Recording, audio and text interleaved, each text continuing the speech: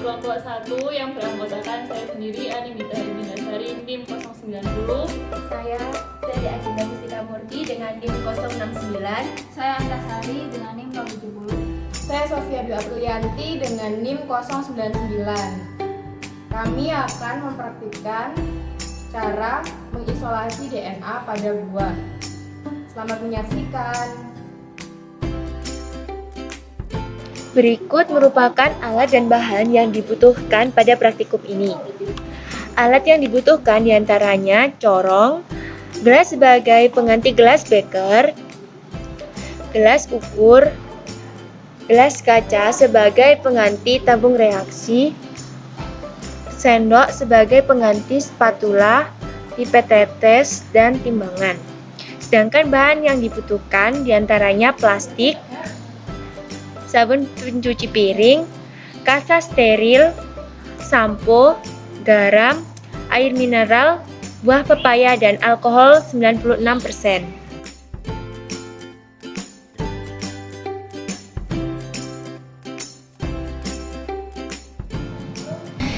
Sebelum melakukan tahapan isolasi DNA secara sederhana, terlebih dahulu siapkan larutan buffer lysis. Pada kegiatan ini akan digunakan dua macam komposisi buffer lysis supaya dapat dibandingkan efektivitasnya.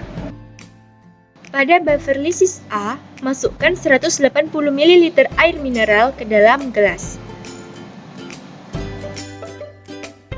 Pada buffer lysis B, masukkan 190 ml air mineral ke dalam gelas.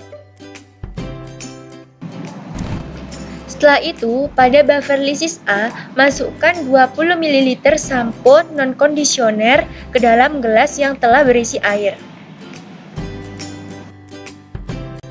Pada buffer lysis B, masukkan 10 ml sabun pencuci piring ke dalam gelas yang telah berisi air. Setelah itu, masukkan setengah sendok teh garam pada larutan buffer lysis A. Masukkan juga setengah sendok teh garam pada buffer lysis B. Setelah itu, masukkan buah pepaya yang telah dicuci hingga bersih ke dalam plastik. Setelah itu, hancurkan buah pepaya dengan menggunakan sendok hingga halus.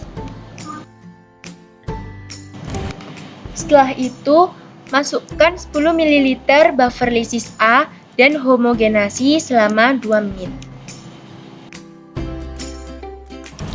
Siapkan gelas dan corong, kemudian letakkan kasa steril pada corong dan basahi menggunakan air mineral.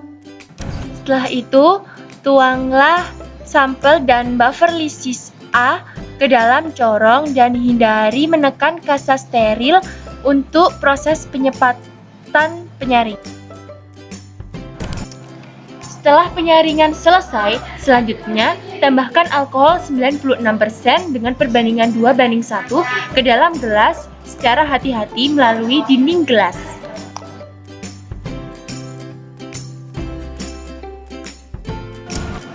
Amatilah perubahan yang terjadi selama 5 menit. Pada tahap ini akan muncul benang-benang berwarna putih yang merupakan DNA yang terkondensasi. Lakukan hal yang sama pada buffer lysis B.